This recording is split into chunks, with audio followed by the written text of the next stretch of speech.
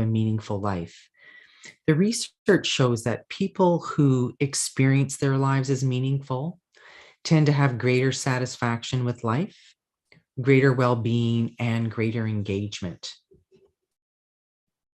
And what's helpful is when we talk about a meaningful life is to look at what are we saying when we talk about a meaningful life? What do we really mean by this? And when you look at the research around this and some of the definitions, this is what comes up.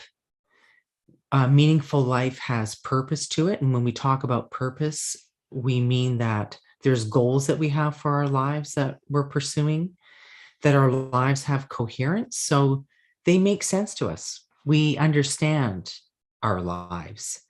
And some researchers also add this piece around significance. And when we talk about significance, is that we see that our lives have value and our lives are worth living.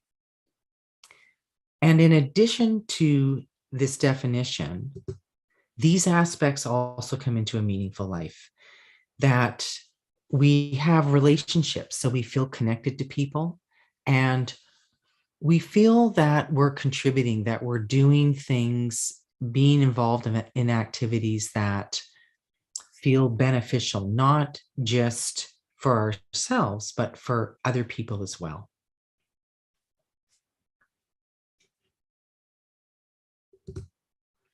And the piece that I want to say around creating a meaningful life is that this really is an ongoing journey.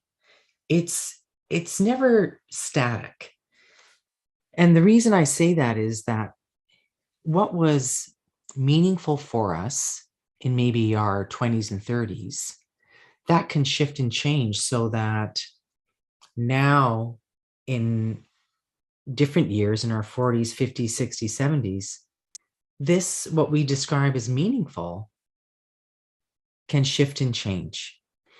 And also what we might discover is that there may have been things that were important to us that we maybe put aside in our earlier lives because maybe work or raising a family or other things took our time. And now we might be potentially reconnecting to those things that we put aside.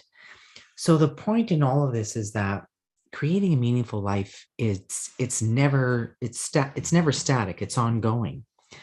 And I also want to say that if you're in this question, what is a meaningful life? We can often find ourselves in transition. And so we might now, at this stage in our lives, we might be in a place where all our family has grown up and our children have left. Or maybe we've shifted things in our work. Maybe we've retired, or maybe we've changed to part-time work, or maybe we're even looking at a new endeavor. Or we might be in a place where we've lost someone close to us. So we might be in a time of transition. And so we might just be beginning to step in this question. We could be in a place where we're feeling loss or uncertainty. And so we might not feel ready to engage in this question. Or as I said, we're just beginning. So I say that because it's helpful to be patient, respectful, acknowledging of where we might be as we step into this question of what is a meaningful life and what could this look like for me? So just before we start to dive into some questions that we can consider, I just wanted to stop here to see if you had any thoughts or questions on just the meaning, the definitions that the research brought up, and just anything I've said so far.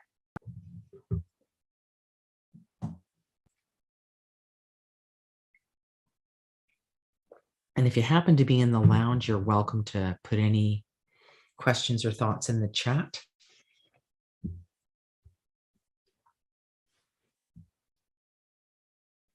Okay, I'll continue on, and I promise I will stop again.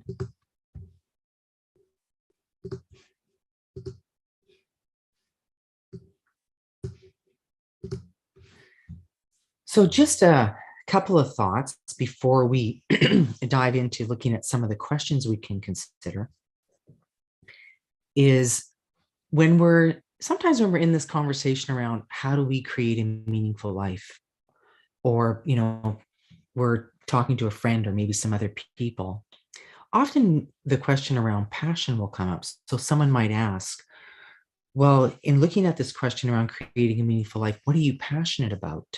What's your passion? And there's absolutely nothing wrong with that question.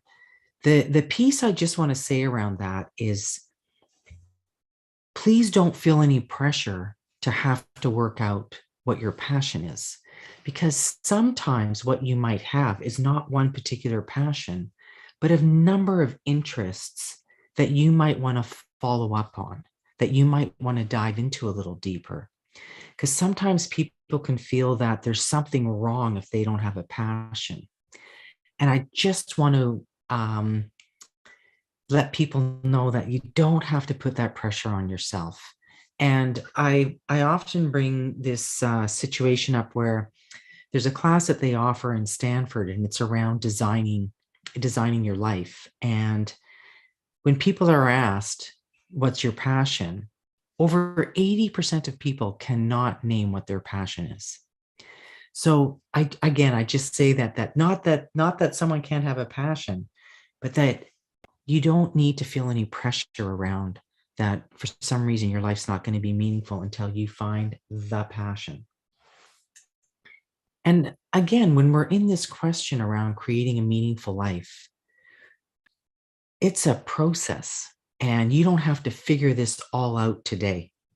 And sometimes, depending on where we're at in our lives, we can feel a pressure that I don't have time to waste. I got to work this out. And my own personal view is that I don't think we ever work something out from a place of pressure and I got to get this done. But as we see, there are some questions that we can consider and step into that can be far more inviting and helpful to us when we're looking at creating a meaningful life.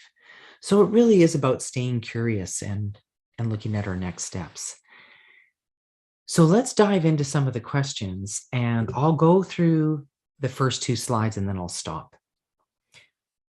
So, one of the things that we can begin to consider, and I think this takes time in being with ourselves, sitting down, having a notepad in front of us where we can write down thoughts, ideas, is to start by looking at what your values are and what you actually consider to be most important to you.